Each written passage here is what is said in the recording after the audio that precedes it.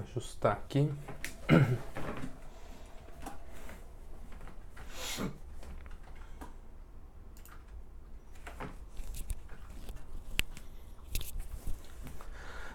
Olá, boa noite. Boa noite, pessoal. Os primeiros já estão entrando aí online. Como de costume, eu peço para os primeiros me avisarem se estão me escutando, se está funcionando o som. Por favor, vai que dá alguma pane, alguma coisa. Se tiver tudo ok, me deem aí um joinha para a gente começar a conversar sobre a questão aí da prova de sentença de vocês, tá? Eu li a prova toda, comecei até a estruturar já a solução da prova. Não deu tempo de estruturar toda a solução da prova no meu padrão, tá? Da forma que eu gosto de redigir, para até usar no curso de sentença presencial que é o nosso curso extensivo de sentença que está rolando agora, tá? A gente está com um curso de sentença extensivo aí correndo desde o começo do ano, e essa sentença foi prometida para o pessoal. Vou tratar dela com o pessoal do presencial aos finais de semana.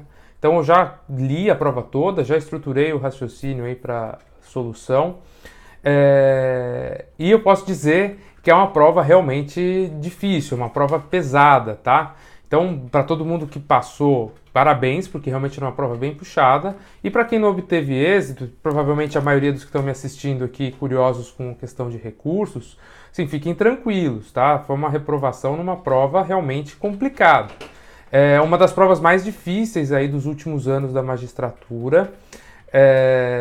Não é a mais difícil dos últimos tempos, eu acho que não, porque, a meu ver, a mais difícil que nós tivemos nos últimos anos foi a do Rio de Janeiro, TRT1 2016, que é inclusive uma prova muito parecida com essa do primeiro concurso nacional unificado. Quem fez curso com a gente na Promages nos semestres anteriores, a gente tratou da sentença do Rio 2016.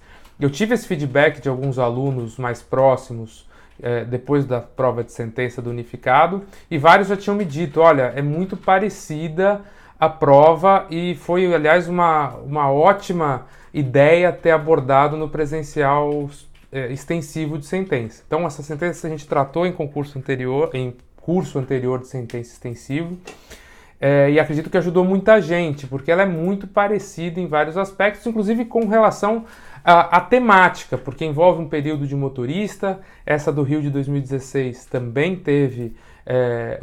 o trabalhador também era motorista, tem discussão sobre jornada e trabalho externo, controle ou não de ponto de um motorista. Também na prova do Rio de 2016 tem problemática de acidente, aliás, um acidente inclusive parecido, um acidente de trânsito. Ou seja, muita coisa era bem parecida, e inclusive a extensão da prova. Essa prova também foi bem extensa. Não foi tão difícil quanto aquela do Rio, porque aquela era muito mais detalhista, muito mais detalhada, melhor dizendo, nos aspectos de prova. Tinha um monte de documento, realmente era uma cópia de um processo, era como se fosse um processo real.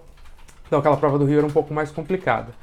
Mas essa prova aqui, ela é bem difícil também, e com certeza esse é um motivo de muitos de vocês estarem aqui me assistindo e não terem obtido a aprovação, porque realmente é uma prova complicada, tá? Mas já digo, quem estava nas nossas aulas e estava esperto, muito dos assuntos que estão aqui nessa prova a gente já tinha tratado. Problemática de jornada de motorista, acidente, como se calcula pensionamento, um monte de coisa a gente discutiu em sala de aula, ou nas nossas correções online. Então, assim, quem estudou direitinho sabia isso daqui, pode ter se atrapalhado com o tempo ou com a complexidade aí do volume de assuntos. Mas falar que não sabia se foi nosso aluno, eu vou ficar muito bravo, tá? Bom, vamos ao que interessa, que é a questão específica da temática recursal, que eu acho que é o que mais importa nesse momento aí, pós-resultado, tá? Veja só, antes de entrar em aspectos jurídicos aqui da prova, e até para não ficar muito alongada a live, o que eu recomendo como ponto de partida, gente, leia a sua prova, em primeiro lugar, comparando com o espelho. Esse é o ponto de partida de qualquer recurso. compara o espelho com a sua prova para verificar se não tem nenhum assunto que foi subavaliado, ou seja, algo que você abordou bem e a banca não deu uma boa avaliação.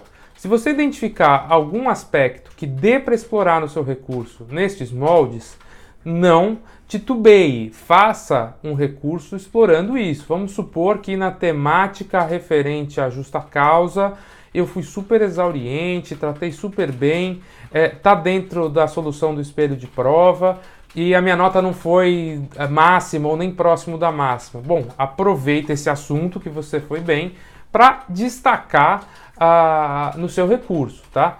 Inclusive, é sempre interessante quando vai fazer o recurso, destacando que você abordou os aspectos esperados pela banca, transcreve ali o trechinho, indica as folhas que isso aconteceu, o que você disse ou não disse, porque isso ajuda na viabilidade do recurso, tá? Então, esse é o ponto de partida, é um exercício realmente que vocês têm que fazer com calma, reler a sua prova e com critério, tá? Não adianta também recorrer por recorrer, porque eu fui injustiçado. Você precisa de fundamentos. Então, o ponto de partida é esse. Avalie criticamente sua prova frente ao espelho e veja se você abordou bem ou mal os assuntos, abordou tudo ou não abordou tudo, para tentar explorar em sede de recurso. Esse é o ponto de partida, não tem muita solução. Assuntos que você realmente foi mal e não tem muito o que dizer, é bobagem, não perde tempo para não ficar no vazio do seu recurso. Recorreu de tudo, então assim, vai ser menos criterioso, não foi criterioso na análise da própria prova, a banca vai entender que vocês estão recorrendo por recorrer. Vai no que interessa, tá? Quanto ao conteúdo da prova, a prova ela está bem amarradinha, está muito bem elaborada, inclusive os parabéns para a banca, porque é uma prova difícil e bem amarrada, e com espelho que em alguns aspectos ele é até flexível, né, com mais de uma solução possível. E aí até relembro o pessoal que fez curso com a gente na Promages. Eu sempre digo que há alguns assuntos que dá para solucionar em mais de um sentido, especialmente temas meritórios que envolvem uma análise de prova mais intrincada. Justamente o caso dessa prova, em vários aspectos, o espelho lhe dá mais de uma margem de solução. Podia ser reconhecida a justa causa ou não. O acidente podia ser de responsabilidade da reclamada ou não. Ou seja, a banca ela era aberta a mais de uma possível solução, desde que tivesse subsídio jurídico, boa fundamentação jurídica nesse sentido, tá? Então, vocês têm uma boa margem para discutir o conteúdo da sua solução, já que o espelho é relativamente aberto, tá? Sobre o espelho em si, o que eu acho que é possível se discutir em alguma medida em sede recursal, a depender de como você se saiu ou não, né? Avalie se você foi bem ou não no que a banca esperava. Primeira questão, em aspectos preliminares, as preliminares em geral, a ordem que a banca indicou para a solução. O espelho ele não é 100% claro se a ordem esperada seria necessariamente essa, como está no espelho. Inépcia, depois litispendência, entrando em condições da ação e depois falando de aditamento e nulidades, tá? Se você não seguiu essa ordem e teve alguma perda de pontuação, a meu ver, dá para você discutir um pouquinho isso daqui, tá? Porque a ordem de preliminares, ela não tem uma previsão taxativa legal. Tem dois critérios fundamentais que costumam ser utilizados. E desculpa por estar sendo repetitivo a quem já me ouviu isso várias vezes, tá? Não há uma ordem taxativa legal. Tem dois métodos. Adotar aquela ordem de prejudicialidade em que eu enquadro todos esses teminhas preliminares entre pressupostos e condições da ação. E um outro critério que muitos regionais e muitos colegas usam, que é o das chamadas providências saneadoras. Então eu abro um tópico das providências saneadoras e trato de probleminhas procedimentais. Por exemplo, protestos, por exemplo, uma impugnação a documentos, não quanto ao valor probante, mas sim quanto à autenticidade ou não de documentos, autenticação ou não de documentos, e teminhas desta índole, tá? São esses os dois critérios que se utilizam. Esses dois são os critérios consagrados, tá? Quando se adota esse critério das providências saneadoras, o mais usual, e o que se vê na maioria dos casos concretos, é tratar dessas providências saneadoras antes de todos os temas inerentes a pressupostos e condições. Então eu trato ali nas saneadoras, por exemplo, é o usual, de protestos, nulidades por possível protesto. Por quê? É um probleminha procedimental que eu tenho que resolver antes essa temática para depois entrar nos pressupostos em específico. Aí depois eu trataria de inépcia, que é a aptidão na inicial, depois eu trataria de coisa julgada, etc. A prova, no espelho, jogou essa temática típica das providências saneadoras lá para depois das condições da ação, o que me parece pouco usual. Então, se você perdeu nota por essa ordem de estruturação, me parece que dá para discutir, olha, as nulidades por protestos, lá no final, depois de condições da ação, o usual é estar logo no começo ou está inserido dentre os pressupostos processuais, ou seja, considerar ali como um pressuposto entre inépcia, coisa julgada, etc., tratar ali logo na sequência, não depois de condições da ação, como possibilidade jurídica, nem condição mais mas legitimidade e interesse, tá? Então me parece que dá para discutir um pouquinho essa questão de ordem, se você seguiu diferente, tá? Inclusive nessa questão de estrutura, outro aspecto que pode ser discutido, tá?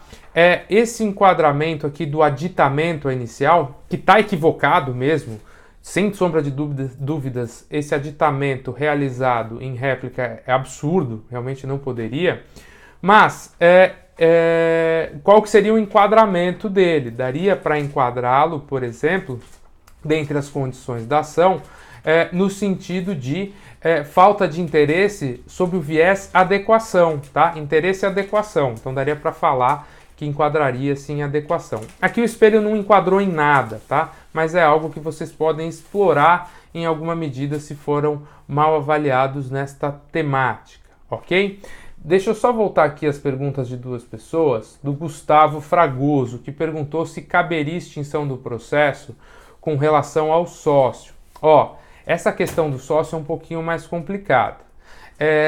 Nesta prova em específico, Gustavo, a inicial, desde o princípio, inclui o sócio no polo passivo e fala expressamente que as empresas estão em dificuldades financeiras. Ora, pelo CPC, eu posso incluir o sócio no polo passivo para tentar essa responsabilização já na fase de conhecimento, tá? Eu não preciso nem de incidente de desconsideração de personalidade jurídica, não preciso de DPJ e não preciso esperar chegar à execução.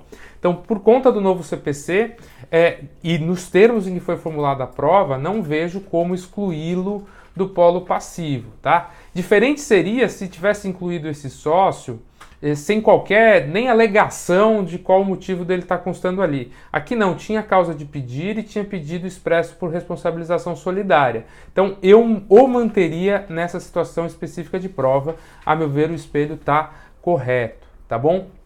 E o outro colega aqui, F. Tagliano, perguntou que observou que o espelho definiu o pagamento de saldo salarial do período em que o trabalhador estava afastado recebendo auxílio de doença acidentária. Deixa a gente chegar no mérito e a gente começa a falar sobre essa eventual problemática, tá? Então, quanto à estruturação, a meu ver, dá para discutir justamente essa questão da ordem dos temas, que era plausível aqui nessa prova, tá? Mas, quanto às preliminares em si, realmente não tem muito o que discutir quanto ao conteúdo do espelho. Ele está correto, ele está completo, como eu sempre oriento os meus alunos, tem que ser completo na fundamentação, tentar explorar todos os aspectos levantados, porque os dados de prova existem para serem explorados, eles esperam isso, tá? E não tenho muito como falar que tenha margem para o conteúdo dessas preliminares, tá? Não tem muito o que se dizer. Inclusive quanto aos protestos, a banca esperava que se ressaltasse que não havia nulidade. E, como eu sempre digo isso, tem sido esperado pelas bancas alguma abordagem sobre os protestos e eventuais nulidades neste aspecto, tá? Então, não vejo como, e não vejo nem essa ilegitimidade do sócio. A meu ver, não tem como sustentar isso não. Você pode até tentar, mas a meu ver o espelho está correto, tá? Vamos passar para um próximo tema, prescrição, tá? Quanto à prescrição... minto, antes de chegar na prescrição, um outro aspecto que eu acho que dá para discutir também em questão de ordem dos assuntos é a temática da revelia da segunda reclamada. Não é da segunda? Não, da terceira reclamada, do terceiro reclamado, revelia e confissão. Veja, esse probleminha, a meu ver, é uma típica providência saneadora. Eu tenho que avaliar se há ou não, nesse caso, a revelia do terceiro reclamado, até para aferir se eu vou analisar o conteúdo da sua defesa e suas preliminares. Então, a meu ver, se você começou, por exemplo, a prova falando sobre a revelia e a confissão, era possível você discutir isso. Eu comecei por esse tema e a banca considerou que eu tinha que tratar depois depois da prescrição, tá? Então, você poderia discutir justamente que isso deveria estar lá no começo, inclusive com essa questão de capacidade para estar em juízo, como a Gabriela destacou muito bem, tá? Ele estava sem preposto, só o advogado, haveria uma discussão sobre representatividade, sobre representação do advogado, e isso seria um tema de pressuposto. Então dá para se discutir essa ordem também, essa questão em específico, tá? Com relação à temática da prescrição, que me parece importante aqui, é que a banca esperou na temática prescrição que... deixa eu só me achar aqui, que eu acabei descendo. Espera só um minutinho. Ela considerou que o gabarito, pelo espelho, seria a rejeição da prescrição total daquela questão do prêmio, que foi suprimido, não é? Era um prêmio que vinha sendo pago, em 2011 parou-se de pagar, ou seja, houve supressão do pagamento. A banca entendeu que não haveria Lola, a revelia está depois da prescrição, bloco 3, primeiro tema, tá? A prescrição total, a banca entendeu que não haveria prescrição total porque não seria, nos termos do espelho, alteração do pactual, mas simplesmente o descumprimento de normas da empresa. A meu ver, dá para se discutir essa questão pelo seguinte: o posicionamento da banca foi considerando precedentes da SDI específicos e referentes à questão de adicional por tempo de serviço, anuênio, de algumas empresas que tinham isso previsto em normativo interno, tá? Mas não me parece um gabarito tão fechado assim, já que a súmula 294 só restringe essa prescrição total, só diz que não há prescrição total por supressão de parcela, quando há preceito assegurado por lei. Tanto é que nós temos a OJ 175 da SDI1, que prevê a prescrição total, por exemplo, quando se suprime comissionamento. Bom, eu suprimo o comissionamento, a prescrição total.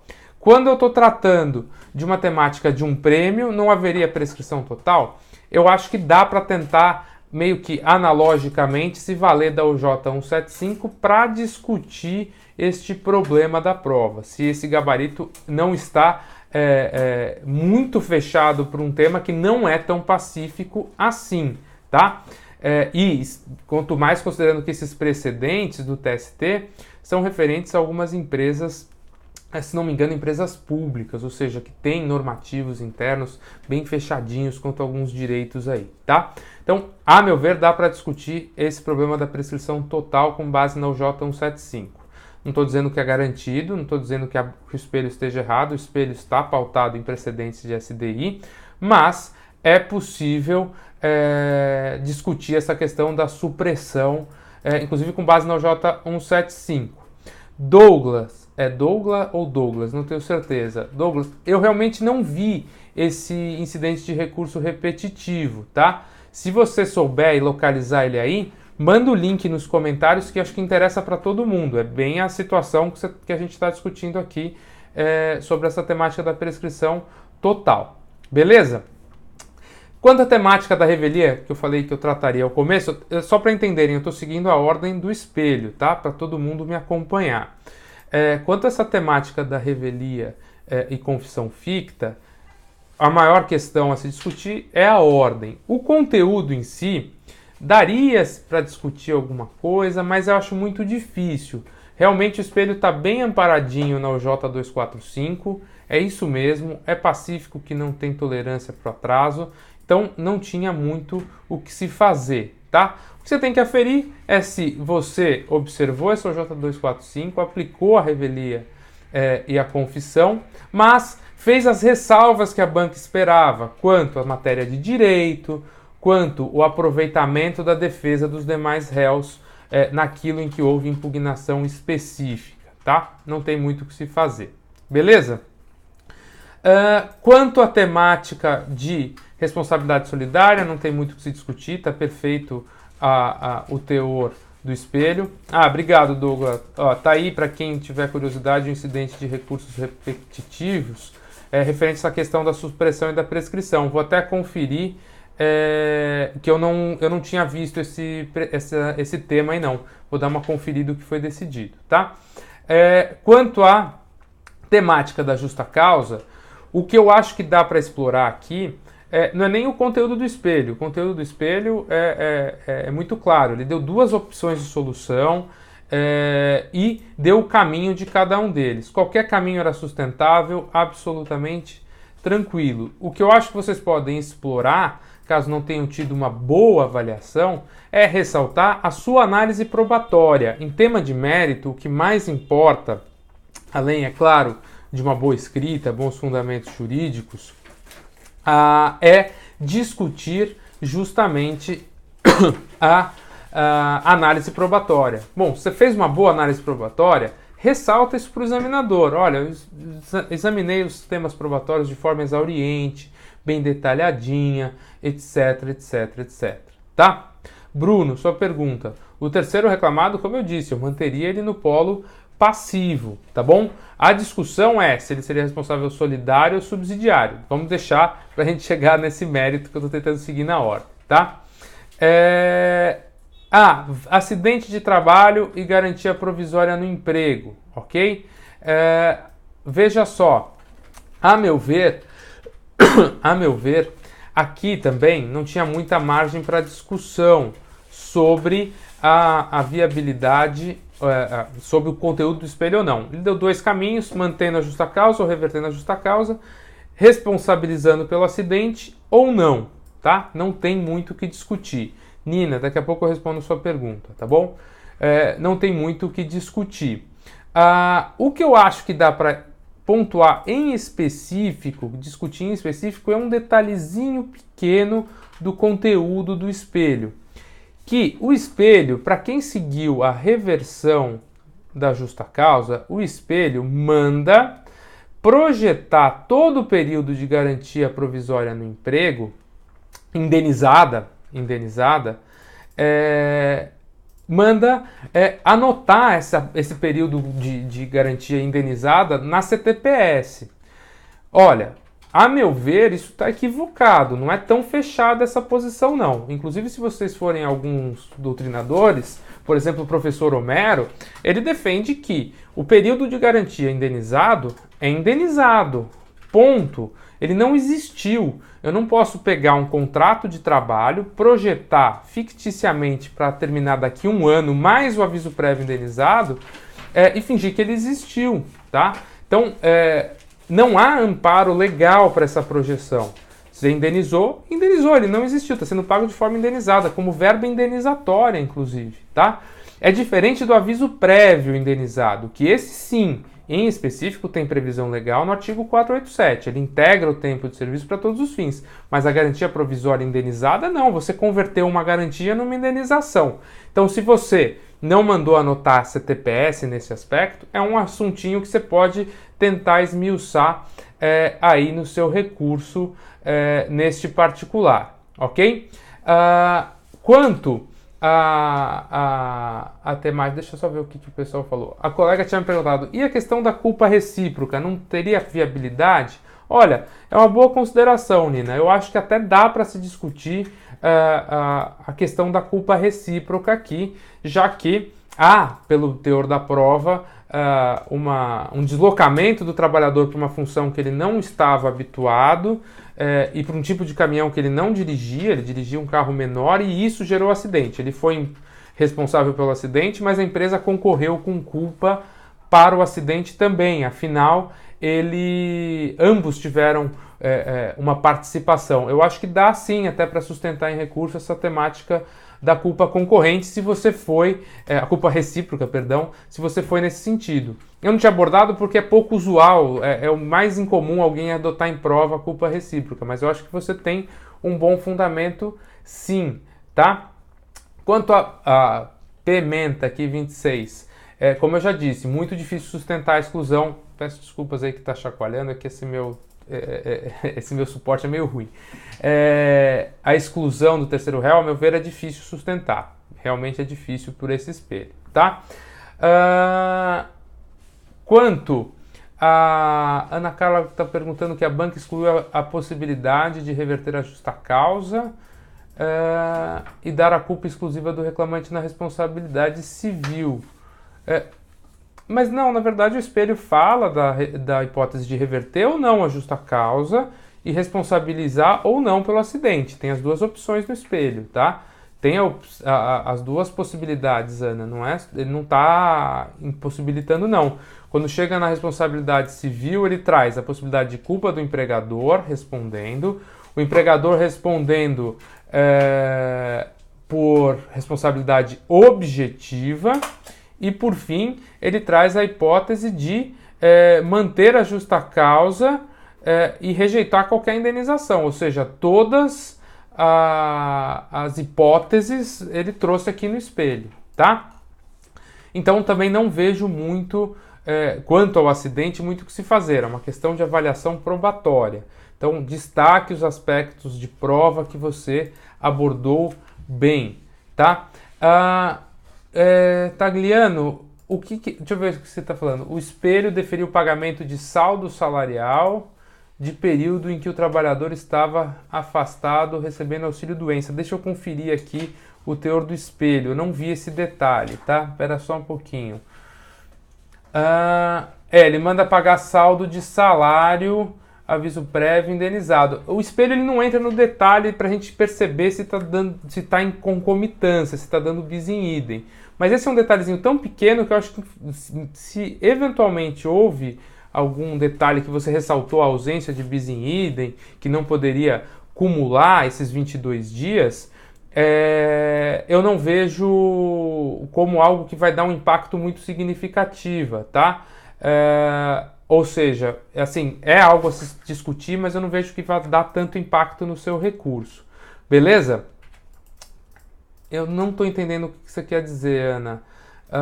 O espelho vincula a culpa exclusiva apenas em hipótese... entendi o que você quis dizer. O espelho o pessoal recebeu, tá, Maria?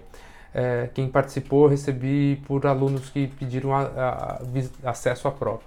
Mas veja só, eu entendi o que você quis dizer, Ana. Você está discutindo que a banca entendeu que só se houvesse justa causa é que não haveria responsabilidade e que só se não houvesse justa causa é que haveria a responsabilidade civil. Olha, essa vinculação, a meu ver, de fato não é tão automática assim como o espelho colocou. Mas, no fundo, era meio que inevitável isso acontecer na sua prova. Por quê? É difícil você sustentar que o acidente... Me parece incoerente dizer o contrário, tá? Como é que você vai sustentar que a culpa é exclusiva do reclamante pelo acidente e que ele não responderá, que não seria um caso, e que não seria um caso de justa causa por desídia ou mau procedimento ou qualquer coisa do gênero. Assim, se ele agiu mal a ponto de causar um acidente dessa gravidade, certamente a justa causa vai se aplicar por esse mesmo fundamento. Então, assim, não é automático, mas como me parece incoerente decidir de outro modo, eu não vejo tanta chance nesse particular quanto a prova, tá? Quanto a discussão na prova, beleza? Beleza, ok? Então, eu não vejo muito o que se fazer neste particular, ok? Quanto à temática, o que mais nós temos aqui de importante? Deixa eu só dar uma descidinha na prova. Quanto à questão do prêmio, a prova também deu 2 opções de solução. Assim, não tenho muito o que discutir sobre esse prêmio produtividade. Porém, como eu disse mais uma vez, me parece que era plausível sustentar a prescrição total dele. E, para quem deu a prescrição total e depois não analisou no mérito, isso teria um prejuízo significativo na sua prova, né? Porque você não apresentou nenhum material esperado pelo espelho. Então, se você foi no caminho da prescrição total, lute quanto a esse aspecto para tentar reverter e melhorar sua nota aí substancialmente. Porque se a banca entender, após os recursos, que era uma solução plausível e sustentável essa prescrição total, e você a deu, você melhora substancialmente a sua nota, em até 0,4, que era a temática do prêmio produtividade, tá? Quanto às diferenças salariais, pessoal, desculpa até se eu estou pulando alguma pergunta aqui, que senão eu não consigo abordar tudo, tá? Quanto às diferenças salariais, nós temos dois períodos, tá? A colega zerou no ponto prêmio, provavelmente deu a prescrição total. Então acho que é algo a se batalhar aí nessa prescrição total do prêmio produtividade, que eu acho muito sustentável. Eu acho que é o ponto-chave aí do recurso para muita gente nesse particular, tá? Quanto a questão da prescrição quinquenal, Felipe, na verdade não, você vai considerar a data da distribuição 5 anos para trás, não afetaria aí não, tá? Quanto à temática das diferenças salariais, assim, a banca tinha uma expectativa muito, muito específica.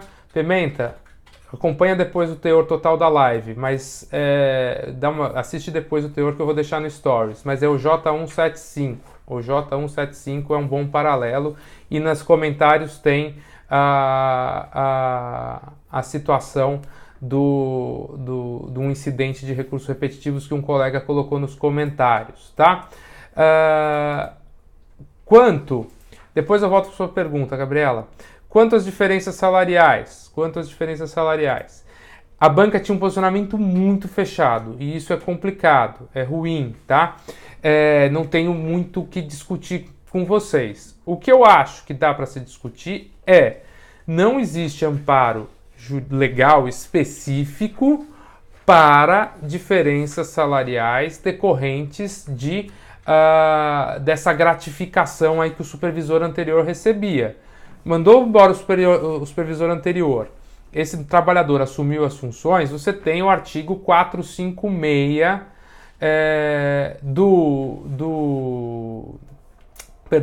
da CLT para sustentar que o trabalhador é contratado para todas as funções compatíveis com sua condição pessoal. No que tange a essa questão das diferenças do supervisor, já que não houve especificamente não há, melhor dizendo, amparo nem em convenção coletiva, nem em nenhuma lei específica para esse adicional, tá? Então dá para discutir isso, não é tão fechado assim não, nesse particular, inclusive porque o TST tem vários precedentes entendendo que não cabe sequer analogia à lei do radialista, que é um dos poucos diplomas legais que têm previsão de acúmulo de função, de adicional por exercer mais atividades do que as originariamente contratadas. Dá para brigar nessa parte do supervisor. Quanto ao período em que ele faz carregamento e descarregamento como motorista, aí não tenho que brigar porque tem negociação coletiva. Aí eu não tenho muito o que fazer, tá? Mas eu brigaria na parte do período supervisor se você foi mal neste aspecto em específico, tá? Quanto à jornada, gente, aqui o gabarito está correto, não tem muito o que se discutir mesmo não. Porque está tudo muito bem amparadinho no teor da problemática dos cartões de ponto, a súmula 338, o período de motorista está amparado também na lei específica de motorista profissional. Assim, não há muito o que se discutir, é só análise probatória, não vejo brechas, tá? Pelo menos nesse tempo que eu tive de análise sobre o assunto, tá? Quanto a honorários advocatícios, já vou caminhando para o final, tá, gente? Quanto a honorários advocatícios, está correto, considerando o período anterior à reforma, não há, de fato, prova efetiva da assistência sindical, ok? Deixa eu ver se tem mais alguma coisa importante. Quanto aos honorários periciais, alguém tinha até questionado a temática dos protestos, tá? A questão dos protestos, eu não tenho. Quanto aos honorários periciais, se não me engano, eles não foram renovados em razões finais, não precisariam de análise. Acho, não me lembro exatamente esse detalhe da prova, tá? Só que, se você tratasse, isso também não agregaria grande valor avaliativo. Beleza? Quanto à reconvenção, deu as duas opções de solução, você não tinha muito o que fazer, tá? Assim, qualquer caminho, a temática a esse respeito. Ana, abordou protesto sim, tá lá nas nulidades, tá? Tá lá no comecinho da prova, as nulidades entre as preliminares, tá falando sobre nulidades em geral e é referente aos protestos que foram ventilados, tá? Quanto à temática do intervalo, que aqui o colega colocou, o intervalo não foi cumprido, mas que intervalo você está falando, Felipe? Na verdade, a questão do intervalo aqui, ele era pré-anotado no período em que ele era vendedor e supervisor. Havia pré-anotação.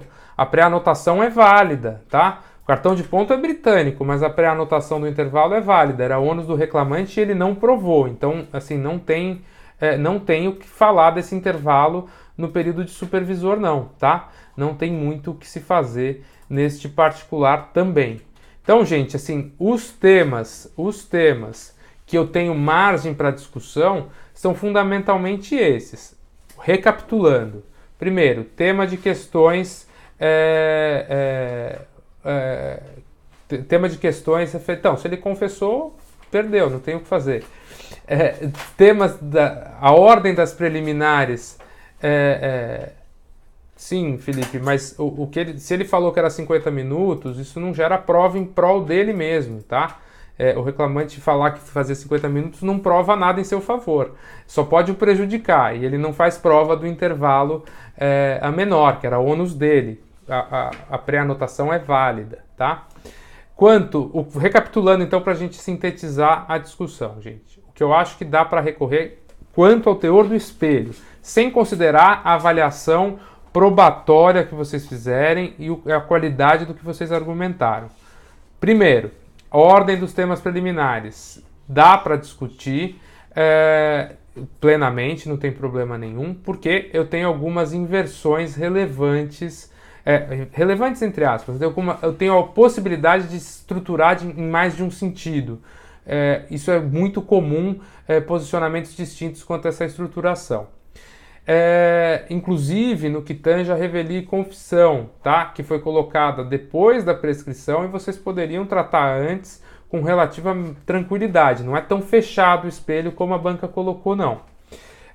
E a prescrição total referente aos prêmios. Esse eu acho que é o tema que tem que bater mais forte em recurso, que eu acho que é o que beneficia mais gente aí quanto ao conteúdo da prova, tá?